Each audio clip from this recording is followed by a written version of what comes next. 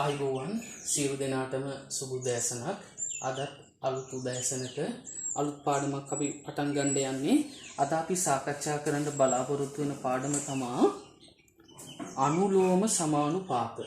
අපි සාකච්ඡා කරන්න බලාපොරොත්තු වෙන පාඩම තමයි අනුලෝම සමානුපාත. එහෙනම් මේකත් ඉතාම වැදගත් පාඩමක්. අපි මේ පාඩමත් එක්ක තවත් පාඩම් සම්බන්ධ වෙලා තියෙනවා.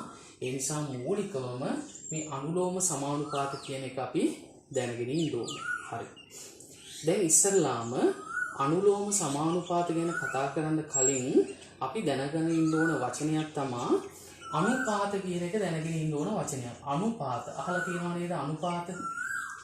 අනුපාතයක් කියලා කියන්නේ එකම රාශියකින් දක්වලා තියෙනවා නම් දැන් උදාහරණයක් විදිහට ඔන්න ඒ පුද්ගලයෙක් ඉන්නවා. මේ ඒ පුද්ගලයා ගාව රුපියල් 50ක් තියෙනවා. B පුද්ගලයෙක් ඉන්නවා. මේ B පුද්ගලයා ගාව තියෙන රුපියල් 75ක්. මේ දෙන්න ගාවම තියෙන මුදල රුපියල් එක්කෙනෙක් ගාව රුපියල් 50යි එක්කෙනෙක් ගාව රුපියල් 75යි. දෙන්නගේම අතර තියෙන ඒකක සමානයි. ඒ නිසා ඒකක සමාන හඳ 50 සම්බන්ධ කරලා ලියන්න පුළුවන් 50 කියලා ලියන්න පුළුවන්. ඒ 50 කියලා ලියන්න පුළුවන් මේ දෙන්නගෙම ඒකක සමාන නිසා අපිට මෙන්න මෙහෙම සම්බන්ධයක් ලියන්න පුළුවන් 50 එක්කෙනෙකුට 50ක් ලැබෙයි තව එක්කෙනෙකුට 75යි. එතකොට ලියද්දි මෙතන ඒකක දාන්නේ රුපියල්ද සෙන්ටිමීටර්ද මීටර්ද කියලා දාන්නේ 50 අපි කුඩා පන්තිවල ඉගෙන ගත්තා.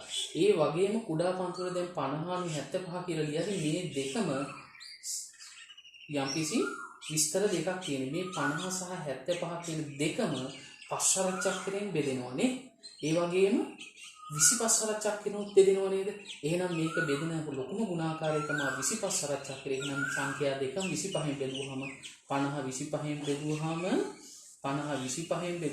2යි 75 25න් බෙදුවාම 3යි. අපිට 2/3 කියන අනුපාතයක ලියන්න පුළුවන්. ගාක් ඔය කෑම හදද්දි නේද? එතකොට ඔය සිමෙන්ති එහෙම ගොඩනැගිලි කර්මාන්තය කරද්දී ඔය අනුපාතය කියන එක එනවා. එතකොට අනුපාතයේ 2/3 කියන්නේ 50/75 කියන එකමයි. බලන්න 2/3 කියන්නේ 50/75 කියන එකම නේද? බලන්න 2/3 කියන්නේ 50/75 කියන්නේ දෙකම එකයි නේද? බලන්න 2/3 දෙක කීයෙන් වැඩි වෙලාද මට කියන්නේ? දෙක කීයෙන් වැඩි වෙලාද 50 හැදෙන්නේ? දෙක 25න් වැඩි වුණොත් 50 හැදෙනව නේද? 3 25න් වැඩි වුණොත් 75 හැදෙනව නේද? එතකොට එකම ගුණාකාර වලින් නේද හැදිලා තියෙන්නේ. එහෙනම් එකම ගුණාකාරයෙන් මේක තුල්‍ය අනුපාත කියලා කියන්න පුළුවන් නේද? ඒ 2/3 25න් වැඩි වෙනවා. 2 කියන එක 25 ගුණයකින් වැඩි වුණාම 50 හැදෙනවා. 3 කියන එක 25 ගුණයකින් වැඩි වුණාම 75 හැදෙනවා නේද? එතකොට මේ දෙන්නගේම මුදලක් තියෙන්නේ මේ. එතකොට එකම ගුණාකාරකයෙන් වැඩි වුණාම මේ 2 25න් වැඩි වුණාම 50 හැදෙනවා. 3 25න් වැඩි වුණාම 75 වැඩි වෙනවා. එහෙනම් 2 25 ගුණයකින් වැඩි වෙද්දී 3ත් 25 ගුණයකින් වැඩි වෙලා. හරිද? එතකොට තුල්‍ය අනුපාත සමානයි. හරි. එතකොට තවත් එකක් අපි බලමුකෝ. අපි තව එකක් බලමු. ඔන්න මෙහෙම එකක් තියෙනවා. ඔන්න පටියක් තියෙනවා. මේ පටියේ A පටියේ දිග සෙන්ටිමීටර් 75යි. තව B පටියක් තියෙනවා. ওই B පටියේ දිග මීටර් 2යි. මේ A පටියේ දිග සෙන්ටිමීටර් 75යි B පටියේ දිග මීටර් 5යි. එහෙනම් දැන් මේක අනුපාතයක් විදිහට ලියන්න ඕනේ. මේ දෙකම එකම වර්ගයේ පටි. එහෙනම් දැන් බලන්න මෙයා සෙන්ටිමීටර් 75යි මෙයා මීටර් 2යි. මේ දෙන්නගේ ඒකක සමාන නැහැ. ඒකක සමාන නැති හන්ද 75/2 කියලා ලියුවොත් සම්පූර්ණ වැරදි. 75/2 හේතුව අනුපාතයක් විදිහට ලියනවා නම් අනිවාර්යයෙන්ම සමාන ඒකක අතර සම්බන්ධයක්. සමාන ඒකක අතර සම්බන්ධයක් තමයි අනුපාතය කියන්නේ. මේ ඒකක අතර සම්බන්ධයක් නැහැ 75යි. හැබැයි අපිට පුළුවන් මීටර් 2 කියන එක සෙන්ටිමීටර් කරන්න. මට කියන්නේ මීටර් එකකට සෙන්ටිමීටර් කීයද? මීටර් එකකට සෙන්ටිමීටර් කීයද? 100යි. ඔව් එහෙනම් මීටර් දෙකට සෙන්ටිමීටර් 200යි. දැන් ඔහොම ලියවනම් හරි නේද? එහෙනම් සෙන්ටිමීටර් 75යි සෙන්ටිමීටර් 200යි. ඒකක අතර සමාන ඒකක අතර සම්බන්ධයක් 75 200. දැන් බලන්නකෝ ඕක අනුපාතය. මේ කියන්නේ 75 200. දැන් බලන්න 75යි 200යි කීවර චක්‍රයෙන් දහුවෙන්නේ දෙකම 5 සරච්චක් කියන්නේ 5න් බෙදෙනවානේ 25 සරච්චක් කියන්නේ බෙදෙනවා නේද දෙකම මේ දෙකම 25න් බෙදුවම 75 25න් බෙදුවම 3යි 225න් බෙදුවම 8යි එහෙනම් 398 කියලා කියන්න පුළුවන් 398 කියලා කියන්න පුළුවන් එහෙනම් 75 අනු 200 කියන්නේ 398 කියන එකම නේද එතකොට ඒක හැදිලා තියෙන්නේ කොහොමද එකම ගුණාකාරයකින් බෙදලා 75 25න් බෙදුවම 3 එනවා 225න් බෙදුවම 8 එනවා එහෙනම් මේක තුල්‍ය අනුපාත නේද එකම ගුණාකාරයකින් එකක් වැඩි වෙද්දී අනිත් එකක් වැඩි වෙලා එකක් අඩු වෙද්දී අනිත් එකක් අඩු වෙලා පැහැදිලිද එකම ගුණාකාරයකින් තමයි අඩු වැඩි වෙන්නේ පැහැදිලිද මේ දෙකම එකයි හරි ඔන්න තවත් එකක් අපි බලමු 25න් බෙදලා 3 හැදෙනවා 25න් බෙදලා 8 හැදෙනවා හරි දැන් බලන්න අපි තව උදාහරණයක් ගමු මෙහෙම දැන් ඒකක සමාන නම් අනුපාතයක් විදිහට ලියන්න පුළුවන් ඒකක සමාන නැත්නම් ඒකක සමාන කරලා ලියන්න ඕනේ අපි තව උදාහරණයක් ගමු දැන් මෙතන කියනවා පටියක් ඒ පටියේ දිග සෙන්ටිමීටර් 50යි ඒ පටියේ දිග සෙන්ටිමීටර් 50යි තව මෙතන තියෙනවා බෝතලයක් මේ බෝතලයේ තියෙනවා ටොෆි තියෙනවා මේ ටොෆි තියෙනවා මෙතන ටොෆි තියෙනවා ටොෆි 75 පටියක් තියෙනවා ඒ කියන පටිය තියෙනවා ඒකේ දිග සෙන්ටිමීටර් 50යි බෝතලයක් තියෙනවා ටොෆි බෝතලයක් තියෙනවා ඒකේ ටොෆි 75යි දැන් මට කියන්න මේකේ දිග සෙන්ටිමීටර් මේකේ දිග 75යි ටොෆි එහෙනම් 50 75 කියලා ලියන්න පුළුවන්ද බෑ එතකොට බලන්න මේක වෙනස් ඒකක නේද මේවා වෙනස් ඒකක එතකොට වෙනස් ඒකක තියෙද්දි අපිට අනුපාතයක් විදිහට ලියන්න බෑ මෙන්න මේ වෙනස් ඒකක අතර සම්බන්ධයක් තියෙනවා නම් ආන් ඒ වගේ වට කියනවා අපි සමානුපාත එහෙනම් දැන් මේ වගේ එක මෙයා සෙන්ටිමීටර් මෙයා ටොෆි එහෙනම් වෙනස් ඒකක ඒකක සමාන කරගන්නත් බෑ වෙනස් ඒකක අතර තියෙන සම්බන්ධතාවයකට තමයි කියන්නේ සමානුපාතයක් කියලා. එතකොට අනුපාතයක් කියන්නේ එකම ඒකක අතර තියෙන පවත්නා සම්බන්ධතාවය. සමානුපාත කියලා කියන්නේ වෙනස් ඒකක අතර තියෙන සම්බන්ධය. දැන් බලමු අපි සමානුපාත අතර වෙනස් ඒකක අතර තියෙන සම්බන්ධ මොනවද කියලා බලමු. වෙනස් ඒකක අතර. හරි. දැන් බලමු මෙහෙම එකක්. දැන් ගන්නවා අපි දැන් සමානුපාත වලට යනවා වෙනස් ඒකක අතර. සමානුපාත. උදාහරණයක් ඔන්න තියෙනවා බිත්තර ගෙඩි දෙකක් රුපියල් අපි ගමු 30යි කියලා. බිත්තර ගෙඩි දෙකක් රුපියල් 30යි නම් බිත්තර ගෙඩි 4ක් කීයක් වෙන්න ඕනද? බිත්තර ගෙඩි 4ක් රුපියල් කීයක් වෙන්න ඕනද? 60ක් වෙන්න ඕනේ. බලන්නකො එහෙනම් බිත්තර ගෙඩි දෙකක් රුපියල් 30යි. එහෙනම් බිත්තර සහ රුපියල් කියන්නේ වෙනස් ඒකක. එහෙනම් වෙනස් ඒකක හන්ද මේ දෙන්න සමානුපාත. මේ බිත්තර රුපියල් මේ දෙන්න සමානුපාත. එහෙනම් බිත්තර ගාන හා රුපියල් අතර සම්බන්ධයක් තියෙන හන්ද වෙනස් ඒකක කියන හන්ද මේවා සමානුපාත. පැහැදිලිද? හරි. එහෙනම් දැන් හැබැයි බලන්න බිත්තර ගෙඩි දෙකක් මෙතන බිත්තර ගෙඩි 4යි. මෙතන රුපියල් මෙතන රුපියල්. බලන්න බිත්තර ගත්තොත් බිත්තර කියන්නේ ගෙඩි කියන්නේ ඔක්කොම එකම ඒකක නේද? එහෙනම් එකම ඒකක හන්ද මට බිත්තර අතර අනුපාතයක් ලියන්න පුළුවන් නේද? බිත්තර අතර අනුපාතයක් ලියන්න පුළුවන්. කොහොමද බිත්තර අතර අනුපාතය? 2/4 නේද බිත්තර අතර අනුපාතය? බලන්නකො මේ මුදල් අතර අනුපාතයක් ලියන්න පුළුවන් නේද? දෙකම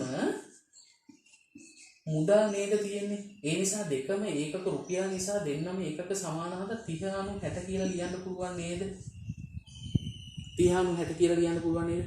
දැන් පොඩ්ඩක් බලන්න මේ ඒකක සරල කරොත් ඇත්තටම 30/60 කියන්නේ මේ දෙකම 30න් සරල වුණොත් 2/4 නේද වෙන්නේ? එහෙම නැත්නම් මේක 15න් බෙදුවොත් 2/4 නේද එන්නේ 15න් බෙදුවොත්. එහෙනම් ඇත්තටම මේ දෙන්න සමානයි නේද? අර ඉස්සල්ලා වගේ 2/4 කියන එක 30/60ට සමාන වෙනවා නේද ඇත්තටම? එතකොට දෙක කීයෙන් වැඩි වෙලාද ඇත්තටම 30 හැදෙන්නේ 15න් ගුණ වෙලා. මෙයා 15න් ගුණ වෙලා 60 හැදෙනවා. හැබැයි ඉස්සරට වඩා විශේෂත්වයක් තියෙනවා. මෙතන තියෙන බිත්තර අතර අනුපාතය. මෙතන තියෙන්නේ මුදල් අතර අනුපාතය. එහෙනම් වෙනත් රාශීන් අතර පවත්නා සම්බන්ධතාවයක්. වෙනත් රාශීන් අතර පවත්නා සම්බන්ධතාවයක් තමයි අපි සමානුපාතයක් කියන්නේ. මේ අනුපාත තියෙනවා හැබැයි වෙනත් රාශීන් අතර අනුපාතයක් තියෙන. මේ වගේ එකට කියනවා අපි සමානුපාතයක් කියලා. පැහැදිලිද? එහෙනම් මේ දෙකම සමානයි. එතකොට බලන්නකෝ මෙතන තියෙන විශේෂත්වයක් තමයි බිත්තර කියන රාශිය වැඩි වෙන්න මුදල් කියන රාශියත් වැඩි වෙනව නේද? බිත්තර කියන රාශිය වැඩි වෙන්න මුදලත් වැඩි වෙනවා. දැන් බිත්තර 2ක් රුපියල් 10යි, බිත්තර 4ක් රුපියල් 60යි. එතකොට එක රාශියක් වැඩි වෙද්දි බිත්තර කියන රාශිය වැඩි වෙද්දි මුදල කියන රාශියක් වැඩි වෙනවා. අයි බිත්තර අඩු වෙන්න මුදලත් අඩු වෙනව නේද? ඔව්. බිත්තර වැඩි වෙන්න මුදලත් වැඩි වෙනවා. හැබැයි වැඩි වෙන්නේ එකම ගුණාකාරයකින්. දැන් බිත්තර 2ක් රුපියල් දැන් බිත්තර 2ක් රුපියල් 30යි නම් බිත්තර ගෙඩි 4ක් රුපියල් 60යි. එකම ගුණාකාරයකින් තමයි වැඩි වෙන්නේ. එතකොට බිත්තර 2ක් රුපියල් 30යි නම් බිත්තර 1ක් රුපියල් 15යි. එතකොට එකම ගුණාකාරයකින් තමයි අඩු වෙන්නේ. එක රාශියක් වැඩි වෙද්දී අනිත් රාශියක් වැඩි වෙනවා නම් අන්න ඒ වගේ වට කියනවා අපි අනුලෝම සමානුපාත කියලා. එක රාශියක් වැඩි වෙද්දී අනිත් රාශියක් වැඩි වෙනවා. බිත්තර කියන රාශිය වැඩි වෙද්දී රුපියල් කියන රාශියක් වැඩි වෙනවා. බිත්තර කියන රාශිය අඩු වෙද්දී මුදල් කියන රාශියක් අඩු වෙනවා. පැහැදිලිද? අන්න ඒ වගේ වට කියනවා අපි අනුලෝම සමානුපාත කියලා. පැහැදිලිද? හොඳයි. එහෙනම් බලන්නකෝ එකම ගුණාකාරයෙන් තමයි වැඩි වෙලා තියෙන්නේ. අපිට දැන් මෙහෙම ප්‍රශ්නයක් අහන්න ඕනේ. බලන්නකෝ 3/4 කියලා තියෙනවා මොනවා හරි අනුපාතයක් තියෙන මේ විදිහට. මොනවා හරි මෙතන රෙදි කියලා හිතන්නකෝ මීටර්. මෙතන තියෙනවා 12/30 හිස් කොටුවක්. එහෙනම් අනිවාර්යෙන්ම මෙවුවා එකම රාශියකින් එකම ගුණාකාරයකින් තමයි වැඩි වෙන්න ඕනේ. මෙතන මුලින් තියෙන 3 මොනවා හරි විස්තරයක්. මේවා හිතන්නකෝ රෙදි මීටර් කියලා. මෙතන හිතන්නකෝ මුදල කියලා. එතකොට මෙතන 3. එතකොට මෙතන 12. 3 කීයෙන් වැඩි වෙලාද 12 හැදෙන්නේ? 4ෙන් ගුණ වෙලා නේද? එහෙනම් මෙතන 4ක් එකම ගුණාකාරයෙන් 4ෙන් ගුණ වුණොත් කීයක් වෙන්න ඕනද? 16ක් වෙන්න ඕන. පැහැදිලිද? එතකොට මේ දෙක සමාන වෙන්න ඕන. තවත් එකක් අපි ගමුකෝ. 5/30 කොටුවක්. මෙතන තියෙනවා 25. මෙතන තියෙනවා 15. බලන්න. ඔහොම තියෙනවා. එතකොට බලන්න. ඔහොම තියෙද්දි දැන් මෙතන පේනව නේද? එහෙනම් දැන් බලන්න 5 කියන එක එතන එහා පැත්තේ තියෙන 25. 5 කීයෙන් ගුණ වෙලාද මෙතන හැදෙන්නේ? 5 කියන එක 5ෙන් ගුණ වෙලා නේද 25 හැදෙන්නේ? එහෙම නැත්නම් මේක අනිත් පැත්තට ගමු. මේ දෙක නිදන්නේ 25 කියන එක 5ෙන් බෙදිලා නේද 5 හැදෙන්නේ? එහෙනම් 15 කියන එකත් 5ෙන් බෙදුවම කීයක් එනවද? 3ක් එන්න ඕන. 15 5ෙන් බෙදුවහම 3ක් එන්න ඕන. පැහැදිලිද? එතකොට එකම රාශියකින් ගුණ වෙලා හරි එකම රාශියකින් බෙදලා හරි හැදෙනවා. එහෙනම් වෙනත් රාශිය මේ එක රාශිය මේ වෙනත් රාශිය මේ බිත්තර කියන රාශිය මේ මුදල් රාශිය මේ රෙදි කියන රාශිය මේ මුදල් කියන රාශිය මේ රබුටන් කියන රාශිය මේ මුදල් කියන රාශිය වෙනත් රාශීන් අතර තියෙන සම්බන්ධය. පැහැදිලිද? එකක් වැඩි වෙද්දී අනිත් එක අඩු වෙනවා. හොඳයි. එහෙනම් අපි ඉස්සරලාම හඳුනා ගන්න ඕනේ මෙවුවා අනුලෝමද නැද්ද? අනුලෝමයි කියන්නේ මොකද්ද? එකිනෙකට වෙනස් රාශි දෙකක්. මේ එකිනෙකට වෙනත් රාශි දෙකක් එකම අනුපාතයකින් වැඩි වෙනවා. 25 ගුණයකින් වැඩි වෙනවා. 4 ගුණයකින් වැඩි වෙනවා. 5 ගුණයකින් අඩු වෙනවා. හරිද? වැඩි වේ නම් හෝ අඩු වේ නම් එම රාශි අනුලෝම සමානුපාතික ලෙස හැඳිනේ. එකම රාශි එකම ගුණයකින් වැඩි වෙන්න ඕන. හරි. මට කියන්න මම මෙහෙම අහනවා. මට දැන් කියන්න පොත් ගණන හා ඒවායේ මිල. පොත් ගණන හා ඒවායේ මිල. දැන් මට කියන්න පොත් ගණන වැඩි වෙන්න මිල මොකද වෙන්නේ? පොත් වැඩි වෙන්න මිලත් වැඩි වෙනවා නේද? පොත් අඩු වෙන්න මිලත් අඩු වෙනවා. මේක අනුලෝම සමානුපාතයක් නේද? මට කියන්න ඒකාකාර වේගයෙන් චලනය වෙන වස්තුවක් ගමන් කළ දුර සහ ඒ සඳහා ගත වූ කාලේ මට කියන්න කාලේ වැඩි වෙන්න දුර මොකද වෙන්නේ? මොකද මට කියන්නේ ඔව් කාලේ වැඩි වෙන්න මට කියන්න දුර මොකද වෙන්නේ? කාලේ වැඩි වෙන්න දුර වැඩි වෙනව නේද? කාලේ අඩු වෙන්න දුර අඩු වෙනවා නේද? කාලේ වැඩි වෙන්න දුර වැඩි වෙනවා. එහෙනම් එකත් අනුලෝම නේද? හරි. එතකොට බලන්න තව එකක්. මෝටර රථයක වේගය සහ කිසියම් දුරක් ගමන් කිරීමට ගත වූ කාලය. මෝටර රථයක වේගය සහ ගත කිරීමට ගත වූ කාලය. මට කියන්න වේගයේ වැඩි වෙන්න කාලය මොකද වෙන්නේ? වේගයේ වැඩි වෙන්න කාලය අඩු වෙනවා. එහෙනම් මේක අනුලෝම සමානුපාතය නෙවෙයි. සමචතුරස්‍රයක පැත්තක දිග සහ පරිමිතිය. මට කියන්න පැත්තක දිග වැඩි වෙන්න පරිමිතිය මොකද වෙන්නේ? පැත්තක දිග වැඩි වෙන්න ඔන්න අපි දැන් උදාහරණයක් ගමු. පැත්තක දිග 4යි. එතකොට පරිමිතිය කියේ 16යි. අපි පැත්තක දිග වැඩි වෙනවා කියනකොට මෙතන 5 එනවා. 5. එතකොට 20 එනවා. දැන් බලන්න. එතකොට මේක ගත්තොත් 4/5 එනවා. මේක එනවා 16/25. ඔව් පැත්තක දිග වැඩි වෙද්දී පරිමිතියත් වැඩි වෙනවා. හැබැයි බලන්න එකම ගුණාකාරයෙන් 4ෙන් වැඩි වුණොත් 16යි. 5 4ෙන් වැඩි කරොත් 5 10 15 20. මෙතන 20 එන්න ඕන. 20 එනවා. හරිද? එකම ගුණාකාරකයෙන් වැඩි වෙනවා. දැන් බලන්න තව අපි 6 කියලා ගත්තොත් මෙතන 6යි. එතකොට පරිමිතියනේ කීයද? 24යි.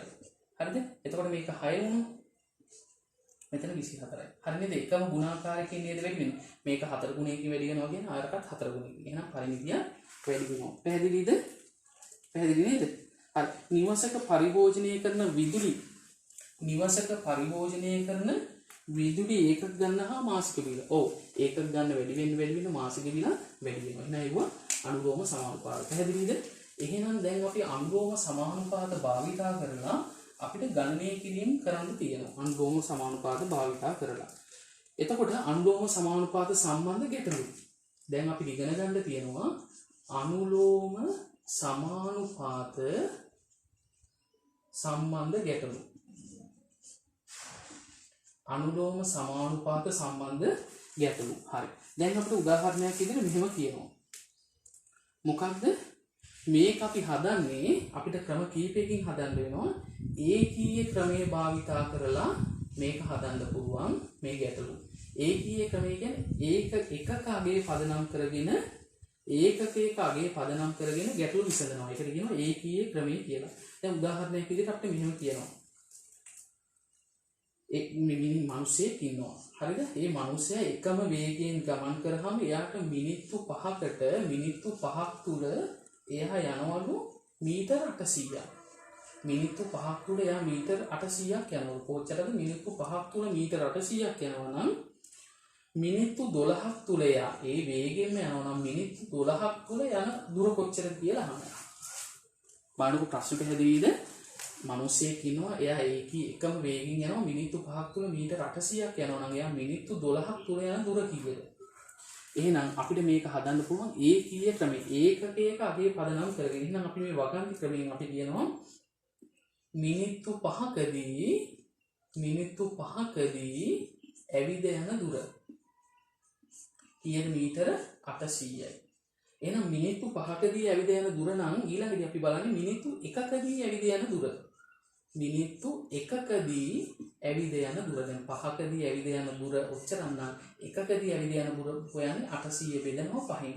එතකොට 800 5න් බෙදුවොත් කීයද අපි දන්නවා 160යි නේ. 800 5න් බෙදුවා 8ට 5 1යි 3ක් ඉතුරුයි 30ට 5 6යි 160යි මීටර 160ක් යනවා. එතකොට 800 5න් බෙදුවහම එකක දුර එනවා. ඊළඟදී මිනිත්තු 12කදී ඇවිද යන දුර. මිනිත්තු 12කදී ඇවිද යන දුර. එහෙනම් එකකදී 160ක් යනවා නම් මිනිත්තු 12කට යන 12න් වැඩි කරනවා. දැන් අපි වැඩි කරන්න දන්නවා 12 12 6 කීයද? 72යි 7ක් ඉතුරුයි 12 1 7යි 12 1 12යි 7යි 1920යි මීටර. ඔන්න මිනිත්තු 12කදී මීටර 1920ක් යනවා. පැහැදිලිද? මේකට කියනවා අපි ඒකීය ක්‍රමය කියලා. එතකොට වගන්ති කියනවා. එතකොට මේ ගානම අපිට හදන්න පුළුවන් තව ක්‍රමයක් තියෙනවා.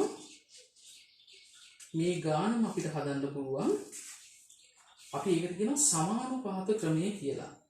අපිට මේ ගානම හදන්න පුළුවන් සමානුපාත ක්‍රමය කියලා කියනවා. බලන්න පුළුවන් නේද? මේක අමාරු නෑ නේද? සමානුපාත ක්‍රමය. හරි. ඔන්න බලන්නකො සමානුපාත ක්‍රමය කියන්නේ මේ වගේ එකක්. මේ ගාන මොකද්ද? ගාන නැවත වතාවක් මිනිත්තු 5කදී ඒකාකාර වේගයෙන් යන පුද්ගලයන් මිනිත්තු 5කදී මීටර 800ක් යනවා. මිනිත්තු 12කදී කොච්චර දුරක් යනවද? හොඳයි. එහෙනම් දැන් බලන්න මෙතන වෙනස් ඒකක නේද? මෙහා මිනිත්තු, මෙහා දුර. මිනිත්තු දුර.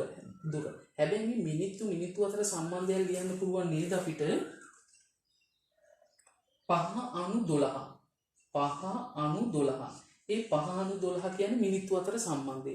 සමාන වෙන්න ඕන මේක අනිවාර්යයෙන්ම සමානුපාතයන් 890 දන්නේ නැහැ x කියලා දානවා.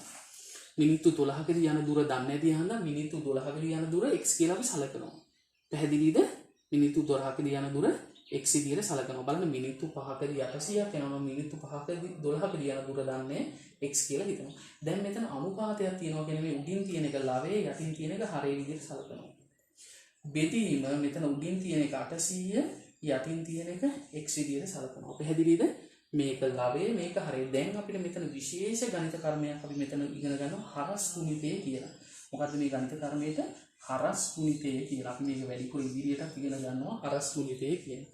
දැන් මොකද කරන්නේ? මේ 5 x වලින් ගුණ කරාම 5යි x එනවා. 12 8ෙන් ගුණ කරොත් එහෙම 12 වරකට 96 9600 එනවා. දැන් දෙපැත්තම සරල සමීකරණේ 5න් බෙදනවා. 5න් බෙදුවම මෙයාට මෙයා කැපෙනවා x සමානයි 9ට 5 1යි 46ට 5 9යි දෙකක් ඉතුරුයි 10ට 5 2යි 1920යි මීටර. බලන්න ක්‍රම දෙකෙන්ම එකම උත්තර ඇවිල්ලා තියෙනවා. එතකොට ඒකීය ක්‍රමය කියන්නේ ඒකකගේ එක පදනම් කරගෙන ගැටළු විසඳීමේ ක්‍රමය. සමානුපාත ක්‍රමය කියන්නේ මේ බලන්න මේ වගේ අනුපාතයක් විදිහට ලියලා නොදන්නා පදයගේ x හරි y කියලා හරි විදිහට ඒක විසඳන ක්‍රමය. එතකොට ওই ක්‍රම දෙකම පිළිගත් ක්‍රමය. ওই ක්‍රම දෙකෙන් ගණන් හදන්න තියෙනවා. පැහැදිලිද? හරි. එහෙනම් තව ගානක් දෙන්නම්. ඒකත් අපි ක්‍රම දෙකෙන්ම හදමු. හරිද? හරි. ක්‍රම දෙකෙන්ම හදමු. හොඳයි. ඔන්න බලන්න මම ගානක් දෙන්නම් මෙහෙම. සමානුපාත සම්බන්ධ ගැටළු විසඳීම. හරි. මෙහෙම කියනවා. ඔන්න බලන්න. දොඩම් ගෙඩි 8ක මිල. ඔන්න දොඩම් මේ තියෙන්නේ දොඩම් ගෙඩි තියෙනවා. දොඩම් ගෙඩි 8ක ගෙඩි 8ක මිල රුපියල් 320යි නම් දොඩම් ගෙඩි 5ක මිල කීයද? දොඩම් ගෙඩි 8ක මිල 320 නම් දොඩම් ගෙඩි 5ක මේ දොඩම්. එහෙනම් දැන් අපි මේක හදන්න පළවෙනි ක්‍රමය තමයි ඒකීය ක්‍රමයෙන් අපි හදන්න යනවා. ඒකීය ක්‍රමයෙන් හදනවා නම් මොකද වෙන්න ඕනේ? දොඩම් ගෙඩි 8ක මිල. දොඩම් ගෙඩි 8ක මිල රුපියල් 320යි. එහෙනම් දොඩම් ගෙඩි 8ක මිල නම් ඊළඟට දොඩම් ගෙඩි 1ක මිල. දොඩම් ගෙඩි 1ක මිල. දොඩම් ගෙඩි 1ක මිල කීයද? 320 බෙදන්න ඕන 8යි. 32ට 8 4යි 40යි. ඊළඟට දොඩම් ගෙඩි 5ක මිල. දොඩම් ගෙඩි 5ක මිල හොයන 40 5න් ගුණ කරනවා. එතකොට කීයද? රුපියල් 200යි. 45 200යි. පැහැදිලිද? ඔන්න ඕක තමයි ඒකීය ක්‍රමය. හරි. ඊට පස්සේ සමානුපාත ක්‍රමයෙන් ඕකම හදමු. එහෙනම් සමානුපාත ක්‍රමයෙන් අපි හදමු ඕකම. සමානුපාත ක්‍රමයෙන් හදන්න දොඩම් ගෙඩි. එතකොට ලියනවා 8/5 සමානයි 320 මුදල අනු y. පැහැදිලිද? ඔන්න සමානුපාත ක්‍රමය. දැන් මෙතන දානවා 8 බෙදීම 5 සමානයි 320 බෙදීම y. දැන් මොකද කරන්නේ? හරස් ගුණිතය හරහට ගුණ කරනවා. හරස් ගුණිතය මේක හරහට ගුණ කරනවා. y 8ෙන් ගුණ කරොත් 8y 5 320ෙන් ගුණ කරොත් 5 බිංදුව 5 2 10යි 5 3 15යි 16යි. දැන් දෙපැත්තම 8ෙන් බෙදනවා. 1608ෙන් බෙදුවට පස්සේ 16ට 8 200යි 200යි. බලන්නකො 200 එනවා. පැහැදිලිද? සමානුපාත ක්‍රමයෙන් ගණන් හදන විදිය. එහෙනම් මේ සමානුපාත ක්‍රමයෙන් ගණන් හදන්න තියෙනවා. පැහැදිලිද? හරි. එහෙනම් දැන් මම ගණන් ටිකක් දෙනවා. ওই ගණන් ටික හදන්න. මම හිතනවා මේක තේරෙන්න ඇති කියලා. හරි. මම ඔන්න ගණන් ටිකක් දෙනවා. මේ ගණන් ටික හදන්න ඕන. හෝම්වර්ක්.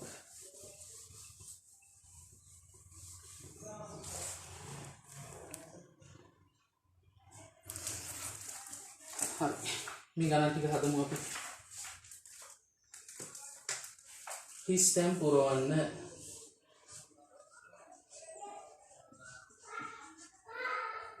ඒ 2/5 හිස්තැන 8/b1 3/4 8. C1 593 40 අණු හිස්තැනක්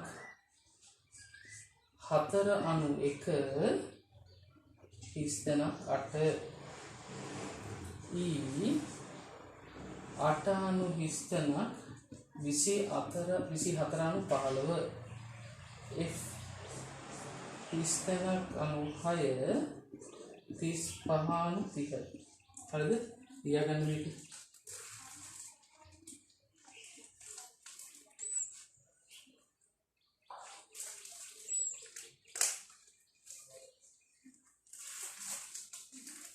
හරිද තියාගත්තද හරි ඔන්න දෙවෙනි එක තමයි ඒකීය සහ සමානුපාත ක්‍රම දෙකම භාවිතා කර අගේ සොයන්න දෙක ඒකීය ක්‍රමයෙන් සහ සමානුපාත ක්‍රමයෙන් ගැටලු විසඳන්න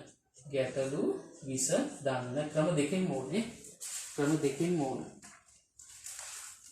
ඒක ඒ චීත රෙදි මීටර් 5ක මිල රුපියල් 750ක් නම් චීත රෙදි මීටර 12ක මිල කීයද එතකොට මේක ඒකීය ක්‍රමෙනුත් ඕන සමානුපාත ක්‍රමෙනුත් ඕන ඇපල් ගෙඩි 15ක්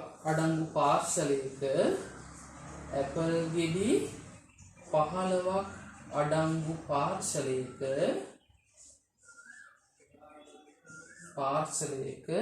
ස්කන්ධය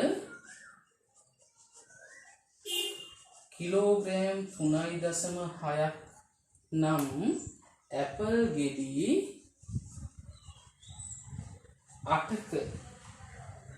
8ක් අඩංගු පාර්සලයක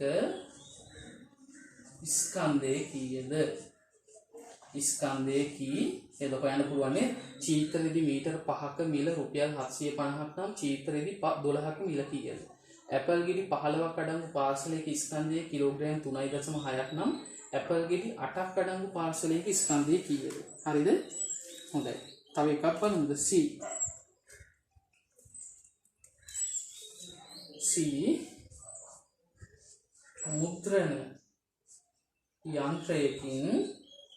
මුද්‍රණ යන්ත්‍රයකින් මිනිත්තු 5ක් තුල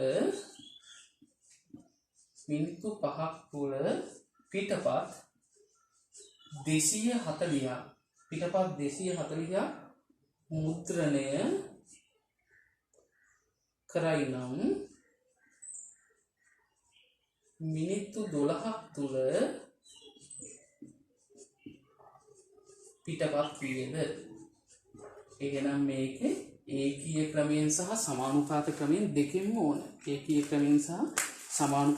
දෙකෙන්ම ඕන පැහැදිලිද හරි එහෙනම් ඒක හදන්න ඕන පැහැදිලිද හරි දැන් අපිට ඉගෙන ගන්න තියෙනවා මේ කොටස යත්තේ හරි මේක ලියාගත්තද හරි අපි දැන් ලියා ගන්න තියෙනවා අලුත් එකක් මොකක්ද විදේශ මුදල් අන්න අපි මේ කතා කරන්න තියෙනවා විදේශ මුදල් ගැන මේ පාඩම යටතේ අපි ඉගෙන ගන්න තියෙනවා මේකත් කෙටි පේපර් එකට අහනවා විදේශ මුදල් ගැන හරි අහලා තියෙනවා නේද ඔන්න හිනාවකුත් යනවානේ හරි ආසයි දෙනවා කවුද පිටරට එහෙම ගිහිල්ලා තියෙන්නේ එතකොට ඒ පිටරට ගිහිල්ලා තියෙන කට්ටිය නම් මේක හුඟා දන්නවා විදේශ මුදල් මොකක්ද මේ විදේශ මුදල් කියලා කියන අපේ ලංකාවේ භාවිතා කරන මුදල තමයි රුපියල්නේ සාමාන්‍ය විවහාර. හැබැයි අපේ ලංකාවේ භාවිතා කරන රුපියල් වුණාට අපි ඇමරිකාවට ගියාම ඇමරිකාවේ භාවිතා වෙන මුදල් වර්ගයේ රුපියල් නෙවෙයි. එතකොට භාවිතා කරන්නේ ඇමරිකන් ඩොලර්. එතකොට එංගලන්තයට ගියොත් එහෙනම් භාවිතා කරන්නේ ඒක ස්ටර්ලින් පවුන්ඩ්. ජපානයට ගියාම ජපන් යෙන්. නේද? එතකොට ඉන්දියාවට ගියොත් ඉන්දියානු රුපියල්. එතකොට එක රටවල් වල භාවිතා වන මුදල් ඒකක වෙනස්. එතකොට අපි ගනුදෙනු කරද්දී ඒ මුදල් ඒකක බවට පත් කරන්න ඕන. නේද? හුවමාරු කරගන්න ඕන. දැන් හුවමාරු කරගන්නවා කියන්නේ අපි දැන් පාන් රාත්තල් එකක් ගන්නවා නම් අපි රුපියල් කීයක් දෙන්න ඕනද? අපි හිතමු රුපියල් 80ක් දෙන්න ඕනේ කියලා. එහෙනම් හුවමාරු කරගන්නේ පාන් එකක් ගන්න රුපියල් 80ක් දෙන්න ඕනේ. නේද හුවමාරු කරගන්නවා. අන්න ඒ වගේ හුවමාරු විවිධ රටවල් වල මුදල් හුවමාරු කරගන්නවා. දැන් අපිට හිතන්නකෝ ඇමරිකාවට යන්න ඕන නම් එතකොට ඒ ඇමරිකාවේ මුදල් බවට පත් කරගන්න ඕනේ. එහෙනම් අපි අපි දැන් හිතන්නකෝ අපි ඇමරිකන් ඩොලර් එකක් ඇමරිකාවේ භාවිත කරන මුදල් එකක තමයි ඇමරිකන් ඩොලර් කියන එක. ඇමරිකන් ඩොලර් එකක් ගන්න නම් දැන් මේ විවිධ කාලවල වෙනස් වෙනවා. දැන් පාම් මිල එක කාලවල වෙනස් වෙනවා වගේ අද තියෙන මිල නෙමෙයි හෙට තියෙන්නේ. නේද? මීට අවුරුදු ගානකට කලින් තිබ්බ මිල නෙමෙයි අද තියෙන්නේ. අද තියෙන මිල නෙමෙයි හෙට තියෙන්නේ. දැන් හිතන්නකෝ ඇමරිකන් ඩොලර් එකක් ගන්න අපි පාවිච්චි කරන්න ඕනේ කියලා එක කාලවල වෙනස් වෙනවා. අපි හිතමු මේකෙන් 100 රුපියල් 151.20ක් ගෙවන්න ඕනේ. එහෙනම් හුවමාරු කරන්න ඇමරිකන් ඩොලර් එකක් ගන්න නම් අපි රුපියල් 151.20ක් දුන්නොත් අපිට ඇමරිකන් ඩොලර් එකක් ගන්න පුළුවන්. පාන් රාත්තලක් ගන්න රුපියල් 80ක් දෙනවා වගේ රුපියල් 151.20ක් දුන්නොත් ඇමරිකන් ඩොලර් එකක් ගන්න පුළුවන්. අපිට හුඟා බැංකු තියෙනවා. අපේ වාණිජ්‍ය බැංකු තියෙනවා එක නගරවල. අපි රුපියල් ගිහිල්ලා දුන්නොත් එහෙම ඇමරිකන් ඩොලර් වලින් ගන්න පුළුවන්. එහෙම නැත්නම් ඇමරිකන් ඩොලර් දුන්නොත් අපිට රුපියල් බවට පත් කරගන්න පුළුවන්. මුදල් හුවමාරු කරගන්න පුළුවන්. මේ මුදල් හුවමාරු කරන එකට අපි කියනවා විනිමය අනුපාතිකය කියලා. මේ මුදල් හුවමාරු අතර අනුපාතයද කියනවා විනිමය අනුපාතය. දැන් අපි කියවා එංගලන්තේ ස්ටර්ලින් පවුන්ඩ් කියලා. අපි ස්ටර්ලින් පවුන්ඩ් එකක් ගන්න නම් අපි රුපියල් 185.90ක් දෙන්න ඕනේ. 185.95ක් හුවමාරු කරොත් දුන්නොත් තමයි ස්ටර්ලින් පවුන්ඩ් එකක් දෙන්නේ. එතකොට විවිධ කාලවලදී මේ අගයන් ටික වෙනස් වෙනවා. හුවමාරු අනුපාතය. එතකොට විවිධ රටවල් වලට යදී ඒ රටේ මුදල් ලේඛකයේ බවට පත් කරගන්න ඕන. පැහැදිලිද? දැන් සමහරක් කට්ටිය මේක ගැන උගා දැනගන්න ඕන. සමහරක් දෙමව්පියෝ සහෝදර සහෝදරියෝ පිට රටේ ඉන්නවා. එතකොට ඒ කට්ටිය පිට රටේ ඉඳන් මුදල් මෙහාට එවනවා. එතකොට ඒ රටේ මුදල් මේ රටේ මුදල් බවට පත් කරද්දී අගේ වෙනස් වෙනවා. මෙහි සමහරක් ළමයි ඉන්නවා එහි පිට රටවල ඉගෙන ගන්නවා. එතකොට මේ තියෙන රුපියල් ඒ රටට යද්දී අගේ වෙනස් වෙනවා. ඇයි ඒක හුවමාරු කරද්දී අගයන් වෙනස් වෙනවා. එතකොට අපි ඒ පිළිබඳ දැනුමක් තියෙන්න ඕනේ. පැහැදිලිද? හොඳයි. එහෙනම් අපිට තියෙනවා මෙහෙම. හරි. දැන් ඔන්න පිටරටේ ඉන්න සංචාරකයෙක් මොකද කරන්නේ? පිටරටේ ඉන්න සංචාරකයෙක් එයා මොකද කරන්නේ? එයා ගාව ඇමරිකන් ඩොලර්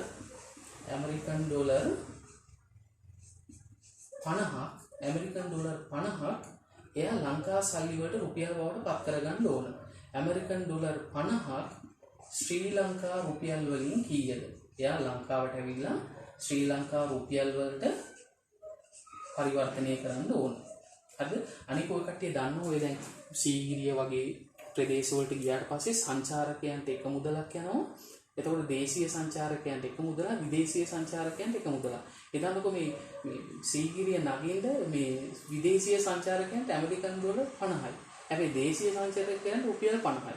ඇමරිකන් ඩොලර් 50ක් කියලා කියනවා මේ විදේශීය සංචාරකයන් මේ සීගිරිය නගින්න. එහෙනම් මේ ශ්‍රී ලංකා රුපියල් වලින් කීයද? එතකොට දැන් මෙතන තියෙන සම්බන්ධය තමයි ඇමරිකන් ඩොලර් සහ ශ්‍රී ලංකා රුපියල්. එතකොට අපි මේ ගාන හදද්දී අපි දැනගන්න ඕනේ එදාට මේ ඇමරිකන් ඩොලර් සහ ශ්‍රී ලංකා අතර සම්බන්ධය. එතකොට ඇමරිකන් ඩොලර් එකක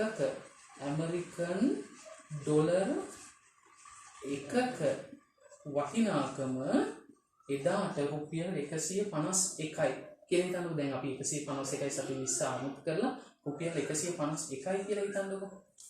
එදාට අපි ගණනය කිරීම ලේසි වෙන්නේ රුපියල් 151යි. එහෙනම් ඇමරිකන් ඩොලර්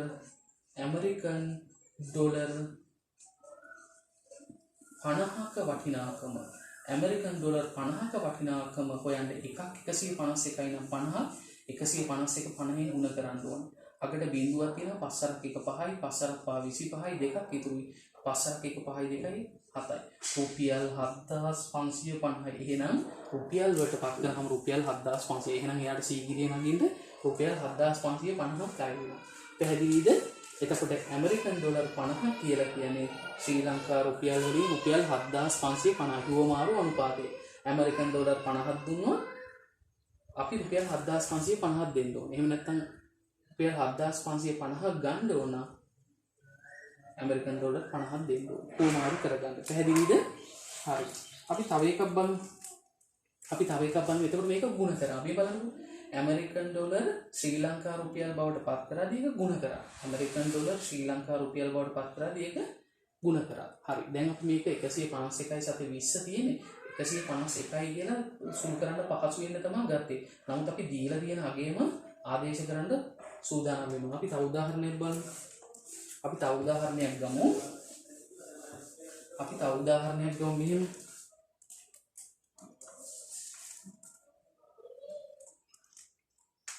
ඔන්න එක්කෙනෙක් එංගලන්තයට යනවා. පුද්ගලෙක් එංගලන්තයට යනවා. එයා ගාව රුපියල් 74000ක් ස්ටර්ලින් පවුම් වලට මාරු කරගන්න ඕන. ස්ටර්ලින් පවුම් වලට මාරු කරගන්නවා. එහෙනම් එයාට ස්ටර්ලින් පවුම් කීයක් හම්බ වෙනවද?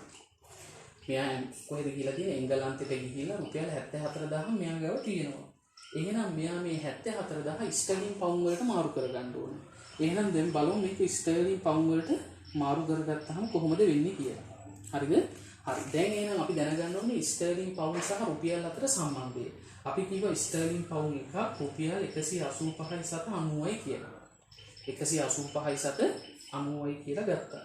හරිද? හොඳයි. එහෙනම් දැන් අපි ලියමු. මොකක්ද කියන්නේ? රුපියල්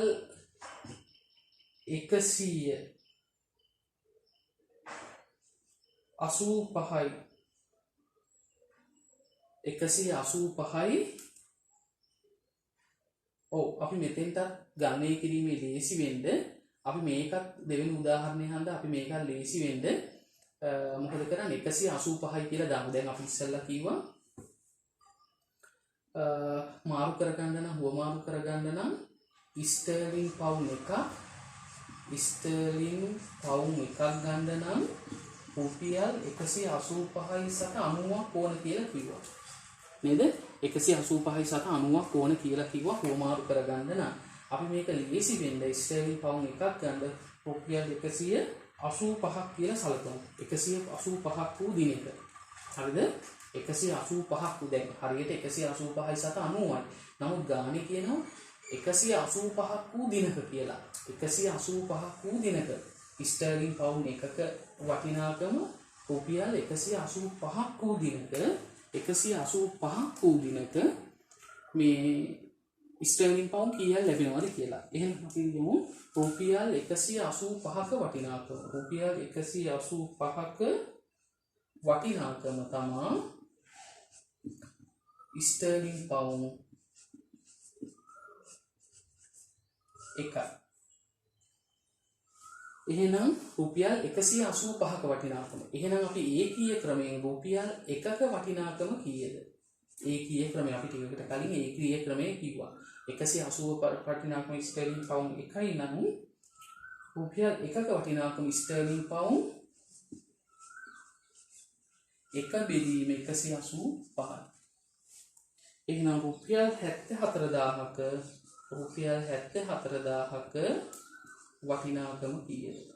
රුපියල් 74 වටිනා එකක වටිනාකම 185යි නම් 74000ක බලන්න මේක 74000න් වෙලි කරනවා. සම්බන්ධයක් තියෙනවා 185ට 1යි 740ට 185 හෙව්වා 4යි.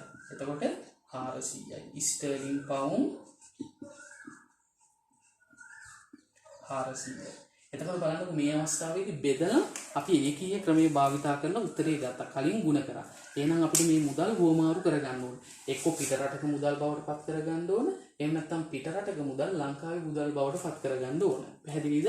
ඔන්න ඔය ක්‍රම දෙක ಗುಣ කරලා සහ බෙදලා අපිට ගණන් හදන්න තියෙනවා. පැහැදිලිද? හරි.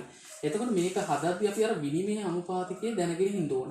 එතකොට එක එක කාලයක මේ විනිමය අනුපාතිකය වෙනස් වෙනවා.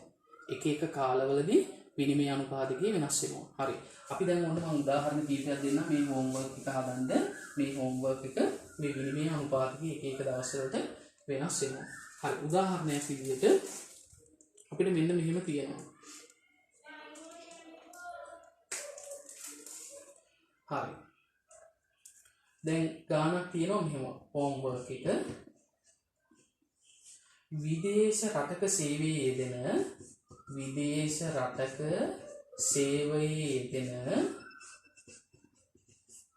ලියාගන්න පුද්ගලයෙකුගේ මාසික වැටුප ඇමරිකන් ඩොලර් 1500ක් නම් ඔහුට හිමිවන වැටුප ශ්‍රී ලංකා රුපියල් වලින් කීයද? ඒ කට්ටිය අපෙන් කියනවා එදිනට ඇමරිකන් ඩොලර් එකක් ශ්‍රී ලංකා රුපියල් 151.20යි කියලා කියනවා. හරිද? එතකොට 151.20යි කියලා කියනවා. එතකොට ඕක ඇමරිකන් ඩොලර් බවට පත් කරගන්න ඕනේ. එතකොට ඕක මොකද කරන්නේ? ශ්‍රී ලංකා රුපියල් වලට පත් කරන්න නම් ಗುಣ කරන්න ඕනේ. ಗುಣ කරලා උත්තරේ දාන්න ඕනේ. හරිද? හරි. බලන්න. තව ගානක්.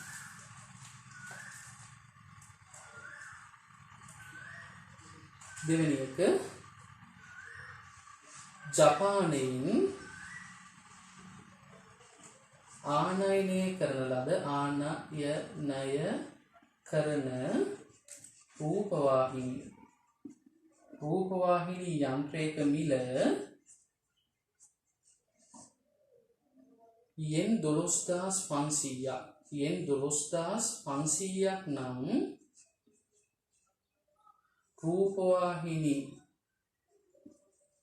යන්ත්‍රයේ වටිනාකම ශ්‍රී ලංකා රුපියල් වලින්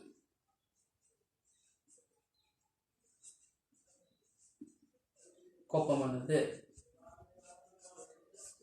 හරි, මේ හෝම්වර්ක් එක අපි දැන් කරමුද? ටිකක් තේරුණා අඩුයි නම් අපි ඒක දැන් මේ වෙලාවේ කරමු. නේද?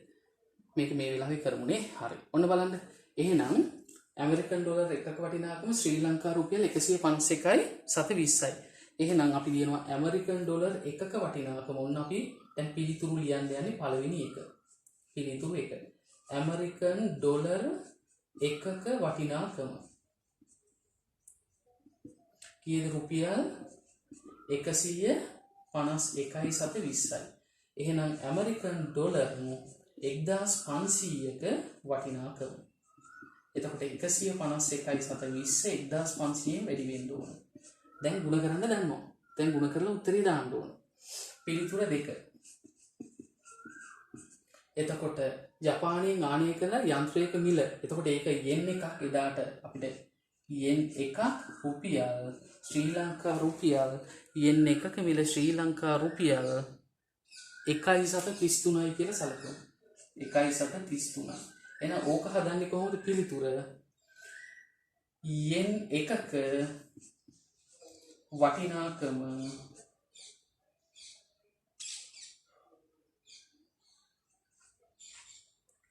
රුපියල් 1.33යි. එහෙනම් යෙන් 12500ක වටිනාකම 1.33 වැඩි කරනවා 12500. දැන් දශම වැඩි කරන්න තියෙනවා. පුළුවන්. දශම වැඩි කරන්න දන්නවා.